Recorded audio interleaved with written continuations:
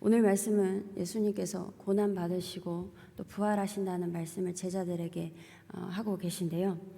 예수님께서 공생의 기간 동안 그 이전에도 이 고난과 부활에 대해서 오늘 본문까지 3번 언급을 하셨어요.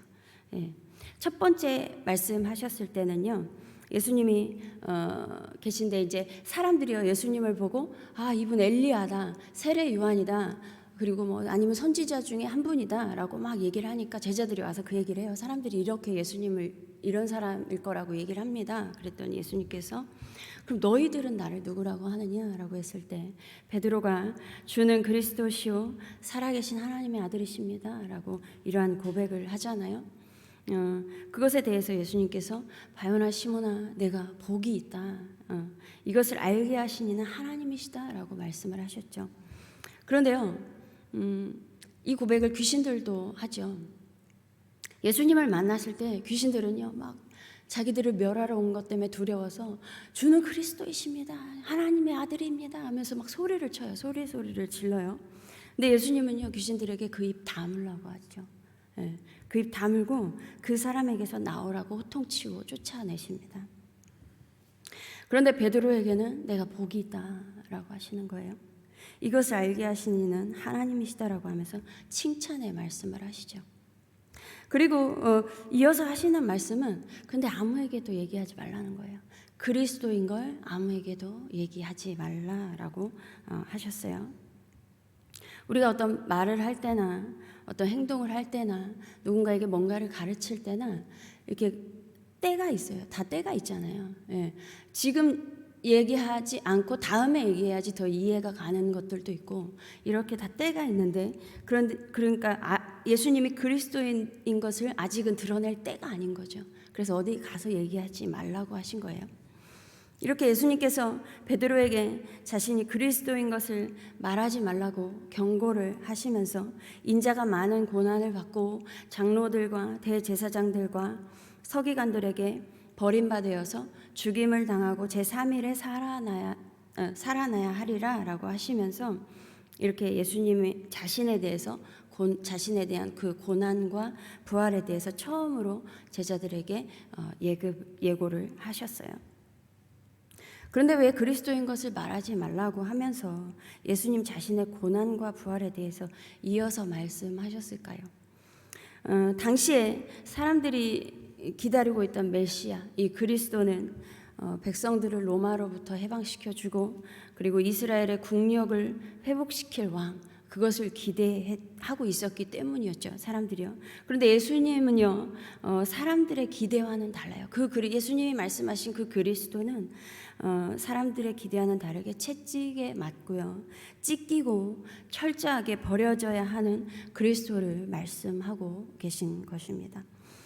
베드로는 이렇게 칭찬받을 만한 고백이었지만 예수님께서는 제자들에게 자신이 어떠한 길을 가게 될 것인지에 대해서 드러내기 시작하신 것이죠. 그리고 두 번째 언급을 하셨을 때는요, 변화산 사건이 있었어요.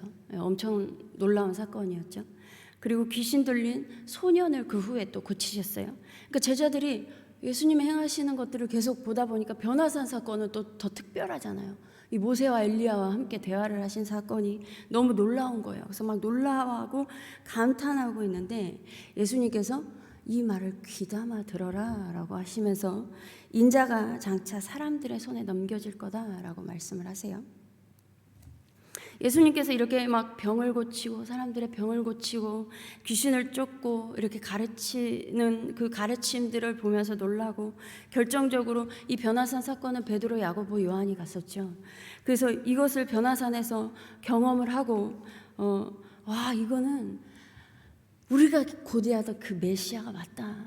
이 막 벅찬 거예요. 막 마음에. 그런데 예수님은요 영광의 그리스도이기도 하지만요 동시에 고난의 그리스도인 것을 같이 말씀하고 계신 거예요. 그것을 깨달았으면 하는 거죠. 그런데 이것에 대해서 제자들은 바로 깨닫지 못했다고 말씀을 하고 있어요. 예수님 나중에 고난받고 부활하시고 다 깨닫게 됐죠. 마지막으로 오늘 세 번째 이렇게 말씀을 하고 계십니다. 이것은 이제 곧 막 예루살렘 입성을 앞두고 말씀하고 계세요.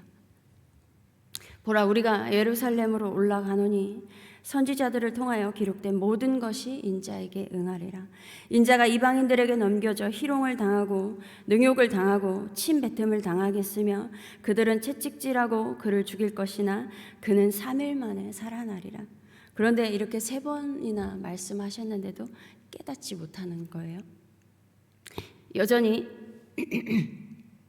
그 말씀의 뜻이 감춰져 있었기 때문이라고 오늘 말씀을 하고 있습니다. 그런데 그 뜻이 감춰져 있기도 하지만요, 이것이요, 감춰져 있지 않고 드러내어 말씀하셨더라도 깨닫지 못했을 수도 있어요. 왜냐하면 대부분의 사람들은요, 자신의 영역 안에서 믿고 있는 것, 그리고 믿고 싶은 것만 믿으려고 하는 성향이 있습니다. 그래서 오해라는 게 생기는 거예요. 마태복음에 의하면요, 예수님께서 그 첫 번째 자신의 고난과 부활에 대해서 예고하셨을 때요, 인자라고 안 하셨어요. 명확하게 나 자신이다라고 말씀하셨어요. 예수 자신에 대해서 말씀하셨는데요, 이때 베드로가 예수님을 붙들고 항변을 해요. 이 일이 결코 죽게 미치지 않을 겁니다. 믿지 못하겠는 거예요. 그런 일이 어떻게, 이분이 그런 일이 있을 수가 없다라는 거죠. 도저히 받아들일 수가 없는 거예요. 그래서 예수께서 베드로에게 사탄아 물러가라 라고 하면서 혼을 내셨잖아요. 이렇게 사람들은요, 자신이 받아들일 수 있는 것, 그리고 듣고 싶은 말, 그런 것들을 받아들이기 때문에 쉽게 처음부터 깨닫지를 못합니다. 그래서 믿으려고 하지 않는 성향이 있어요. 겪고 난 다음에 그래서 알게 되는 경우도 많죠. 이렇게 예수님은요, 자신의 고난과 부활에 대해서 공생의 기간 동안에 제자들에게 이렇게 3번 언급을 하셨습니다. 근데 예수께서 고난을 받으신 이유가 베드로전서 2장 24절에서는요, 친히 나무에 달려 그 몸으로 우리 죄를 담당하셨으니 이는 우리로 죄에 대하여 죽고 의에 대하여 살게 하려 하심이라. 그가 채찍에 맞음으로 너희는 나음을 얻었나니 너희가 전에는 양과 같이 길을 잃었더니 이제는 너희 영혼의 목자와 감독 되신 이에게 돌아왔느니라. 예수께서 십자가의 죽으심이 우리가 죄에 대하여 죽고 의에 대하여 살게 하려고 하신 것이라는 것이죠. 그래서 우리가 평화를 누리게 되는 것은 예수께서 징계를 받으셨기 때문이고, 예수께서 채찍에 맞으셨기 때문에 우리가 나음을 입었다라는 것이죠. 이게 이사야 말씀에 있는 말씀을 베드로전서에서도 하고 있는 것입니다. 그래서 우리가 다 양 같아서 길을 잃고 흩어졌는데 목자 되시는 분께 돌아오게 된 것이 그리스도의 십자가 고난 때문이었다라는 거예요.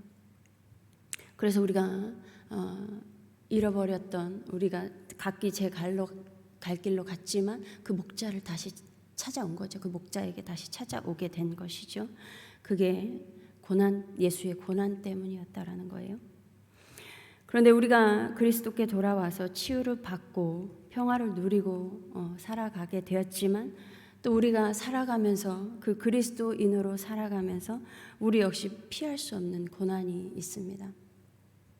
로마서 8장 17절, 자녀이면 또한 상속자 곧 하나님의 상속자요 그리스도와 함께한 상속자니 우리가 그와 함께 영광을 받기 위하여 고난도 함께 받아야 할 것이니라. 그런데 이 고난이요, 그리스도의 이름으로 받는 고난이어야 한다라는 거예요. 베드로전서 4장 15절 16절, 너희 중에 누구든지 살인이나 도둑질이나 악행이나 남의 일을 간섭하는 자로 고난을 받지 말려니와 만일 그리스도인으로 고난을 받으면 부끄러워하지 말고 도리어 그 이름으로 하나님께 영광을 돌리라.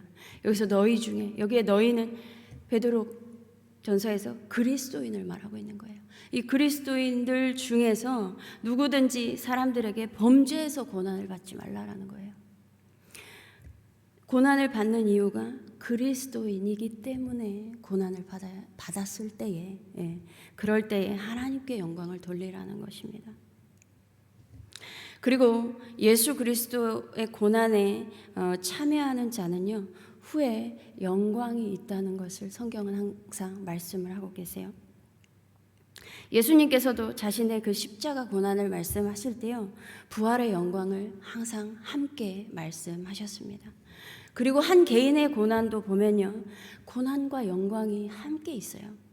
고난은 반드시 끝이 있고요, 그리고 하나님께서 주시는 그 영광을 보게 된다는 것입니다. 베드로전서 4장 13절, 오히려 너희가 그리스도의 고난에 참여하는 것으로 즐거워하라. 이는 그의 영광을 나타내실 때에 너희로 즐거워하고 기뻐하게 하려 함이라. 로마서 8장 18절, 생각하건대 현재의 고난은 장차 우리에게 나타날 영광과 비교할 수 없도다. 예수님은요, 십자가 고난을 당하셨습니다. 그런데요, 그 고난의 끝에 부활의 영광을 이미 말씀하셨던 대로 우리에게 보여주셨어요. 마찬가지로 우리도 자기 십자가를 지면서 각자 우리 성도님들께서 또 제가 당하게 되는 여러 형태의 고난이 있어요. 그런데 반드시 그 고난의 끝이 있고 영광을 보게 될 것입니다. 이 사순절 기간 동안 예수님의 고난을 깊이 묵상하시며 감사하는 시간이 되셨으면 좋겠습니다. 또한 고난 이후에 반드시 있을 영광을 소망하시며 위로받는 시간 되시길 바랍니다. 다 같이 기도하겠습니다. 하나님 감사합니다. 우리 주님의 고난으로 그것이 우리 삶 가운데 정말 깨달아졌을 때 우리가 정말 그것이 너무 송구하고 감사해서 정말 눈물로 주님 앞에 나아갈 수밖에 없었던 그 시간들이 있습니다. 그러나 또 우리가 예수 그리스도의 또 그 구원하심으로 말미암아 이렇게 구원받은 자녀로 살아가는데 우리가 또 우리에게 주어진 그 십자가를 짊어지며 살아갈 때에 그 힘든 여정들이 또 있습니다. 그러나 하나님 반드시 예수 그리스도께서 부활의 영광을 우리에게 보여주시고 또 승천하시고 여전히 살아계심으로 말미암아 우리에게 그것이 또 소망이 되고 우리의 고난 또한 반드시 끝이 있으며 하나님께서 영광으로 우리에게 보여주실 것을 믿습니다. 이 시간 정말 이 모든 사순절 기간 동안 또한 앞으로 그것을 소망하며 위로받고 감사하며 살아가는 우리 모두 되게 하여 주시옵소서. 감사드리며 우리 주 예수 그리스도의 이름으로 기도드립니다. 아멘.